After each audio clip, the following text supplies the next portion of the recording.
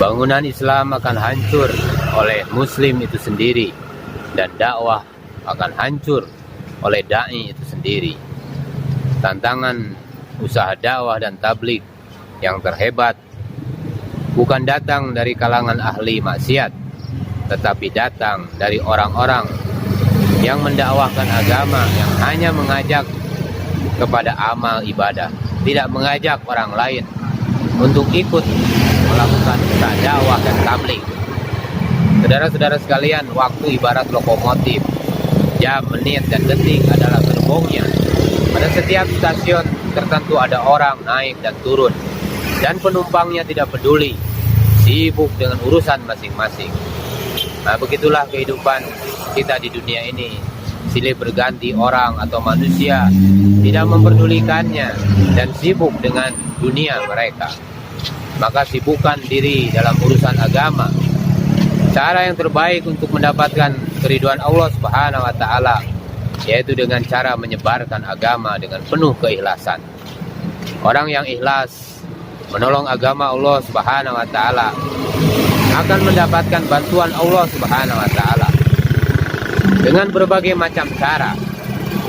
Senantiasa menjaga dan meluruskan niat kita. Apabila di dalam jamaah ada 1-2 orang yang berubah niat, hal itu akan mengakibatkan seluruh jamaah akan berubah niat.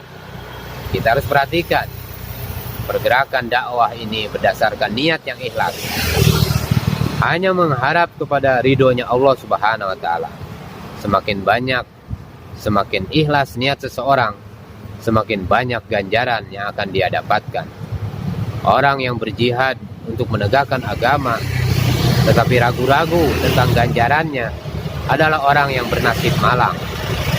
Orang yang usaha atas agama tetapi tidak meyakini janji-janji Allah Subhanahu wa taala, ini adalah perbuatan orang-orang fasik. Pada waktu luang maka renungkanlah apa yang telah kita dengar dan apa yang telah didakwahkan. Bagaimana sifat-sifat sahabat ini wujud dalam diri kita.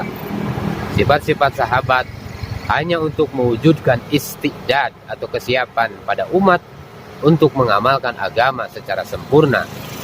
Tanpa sifat-sifat sahabat, 6 sifat ini, maka mustahil akan terwujud kesempurnaan agama dalam kehidupan umat. Maka kita pelajari untuk menghasilkan sifat-sifat sahabat ini. Pada saat berdakwah, hendaklah merasa bahwa diri ini bodoh dan lemah. Maka kita ambil pelajarannya, 6 sifat ini dalam lautan ujian. Ada satu hal yang sangat mengerikan. Seseorang yang sibuk membentuk jamaah cash, tetapi 6 sifat pada dirinya tidak diusahakan. Sejauh mana jazbah atau semangat untuk senantiasa taat kepada Allah Subhanahu wa taala dan mengajak orang lain dalam perkara ini jazbah yang ada dalam hati, maka Al-Quran akan memberikan seperti apa yang ada di dalam hati. Ada 3 jenis pekerja dakwah. Yang pertama seperti seorang pelajar, taliban. Yang kedua ini qanit, maka dia berpuas hati. Dan yang ketiga adalah nakid, suka mengkritik.